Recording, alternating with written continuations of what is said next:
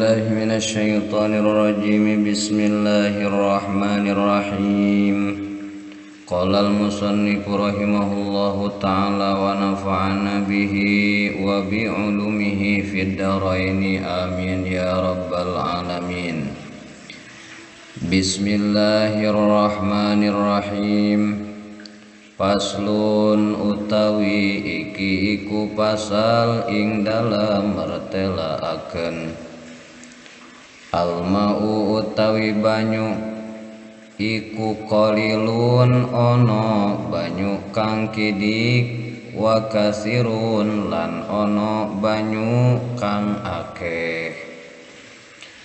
Al qalilu utawi banyu kang kidik iku ma banyu dunal kullataini kang kurang saking rong kulah. Wal kasirulan utawi banyu kang akeh iku kullatani rong kulah fa aksara mangka leuwih akeh. Al qalilu utawi banyu kang kidik iku yatanajjasu dadi mutanajis biwuku'in najasati kalawan tumibane najis fihi ing dalam maul qalil. Wa illam yataghayyar hale sanajan ora barobah ya mau. Wal maul kasirulan utawi banyu kang akeh iku layatanajjasu ora dadi mutanajis illa idza taghayyara angin tatkala narima barobah apa ta'muhu rasane banyu aw launuhu atawa warnane banyu aurihuhu atawa ambene banyu. Bismillahirrahmanirrahim. Salajengna dina ieu pasal Kiai Musonif bade ngajelaskeun perkawis cai atau air. Ari mandi wudu jeung ngaleungitkeun najis eta kedah ku cai anu mutlak. Hartosna cai mutlak nyaeta cai anu suci tur nyucikeun.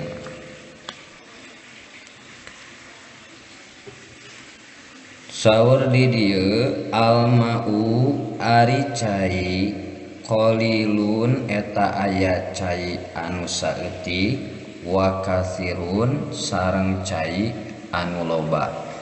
Jadi cai dibagi dua bagian, hiji aya cai saalit sareng aya cai anu seueur.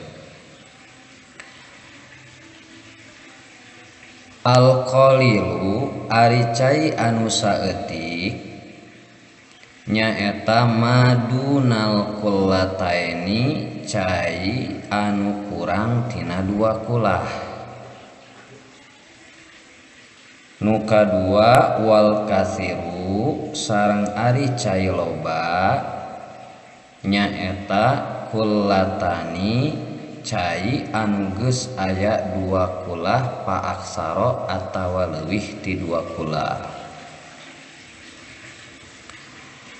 Nu dimaksud dua kulah di dieu nyaeta wadah atawa buyung negeri hajar. Nyaeta wadah atawa buyung negeri hajar. Ari dua kulah nyaeta kadar cai anu bisa ditampung dina wadah cai anu pasagi anu panjangna. Lebarna jeung jerona sasiku saparapat atawa 60 cm. Sarua jeung ukuran 216 liter cai. Ieu diriwayatkeun ti Sayyid Abdullah bin Umar dawuhanana Kangjeng Rasulullah sallallahu alaihi wasallam, idza kanal ma'u kullataini bikilali hajaro lam yahmil khobasan.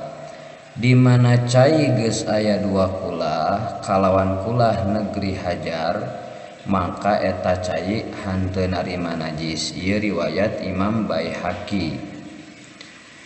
Saur Imam Ibnu Jurayj, jisim kuring ningali kulah-kulah negeri hajar ari pek sakulahna laluasa dipake ngawadahan cai dua gareba atawa dua gareba leuwih saeutik nyaeta tina gareba Hijaz. Ku Imam Asy-Syafi'i dietang anu saleuwihna tina dua gareba dijieun satengah gareba karena hati-hati atawa ihtiyat. Jadi jumlah dua kulah teh 5 gareba Hijaz. Ari sagareba Hijaz hanteu leuwih ti 100 kati Baghdad. Jadi jumlahna 500 kati Baghdad sama dengan 216 letter. Sapertos kitu kirang langkung.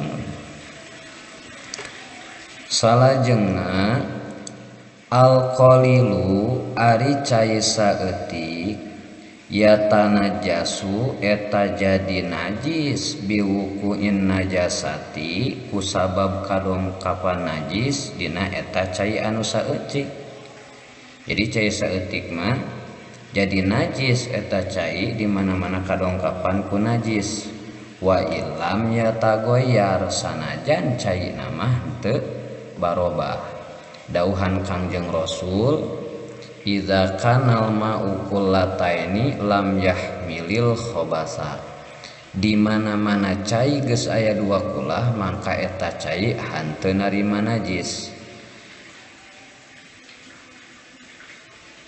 Dina hiji riwayat hanteu najis hadis riwayat Abu Dawud jeung lianana jeung dihukuman ieu hadis teh sahih ku Ibnu Khuzaimah sareng ku Imam Al-Hakim sareng Ibnu Hibban. Saur Imam Nawawi ieu hadis hasan ti riwayat Ibnu Umar. Mafhumna ieu hadis sanyanyana eta cai di mana can nepi kana dua kulah mangka eta cai narima tapak ku najis. Naha barobah atawa henteu cai nama.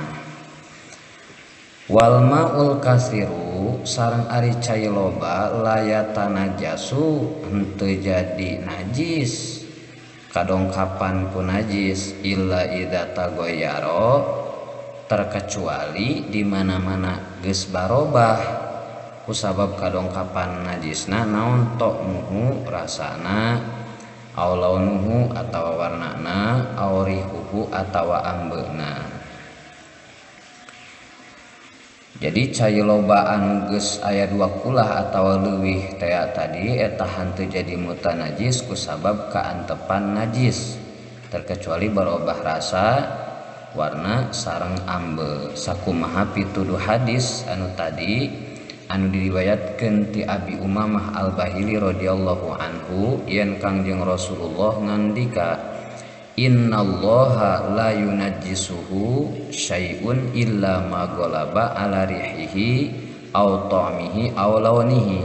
Sanyanyana cai eta hanteu dinajiskeun ku naon-naon kajaba perkara anu ngalindih kana ambeuna atawa kana rasana atawa kana rupana. Ieu riwayat Imam Ibnu Hibban. Saur Imam Nawawi ieu hadis nu teh dhaif kalawan ittifaq. Tapi ari dhaifna ieu dina akhirna nyaeta dina lafaz illa magolaba ala rihihi aw ta'mihi aw lawnihi. Ari awalna hadis mah anu unggalna innal ma'a la yunajjisu syai'un nyaeta sanyanyana cai eta henteu dinajiskeun ku naon-naon eta hadis sahih ti riwayat Abi Sa'id Al-Khudri. Anu dimaksud dhaif nyaeta panambahna anu akhir. Ulama geus ijma kana ngamalkeun hukumna saur Ibnul Mundir geus ijma ulama yen cai saeutik jeung cai loba di mana karagragan ku najis tuluy eta najis ngarobahkeun kana rasa atawa rupana atawa ambeuna mangka eta cai jadi najis kitu sapertos kitu. Janten cai terbagi dua, hiji aya cai salit sareng cai saeutik cai loba. Disebutkeun dina nadom Sunda ari cai eta ngan dua bagian, cai saeutik jeung loba kanyahoan. Cai saeutik mah kurang dua kula, cai loba leuwih tina dua kula. Cai saeutik jadi najis hukumna lamun kacampuran ku najis caina. Sok sanajan eta cai teu barobah rupa rasa ambet tetep teu barobah. Cai loba henteu najis dihukuman nalika ku cai najis kacampuran angin lamun robah rasa jeung ambeuna robah rupa sarta ku najis rupana. Wallahu a'lam bishawab.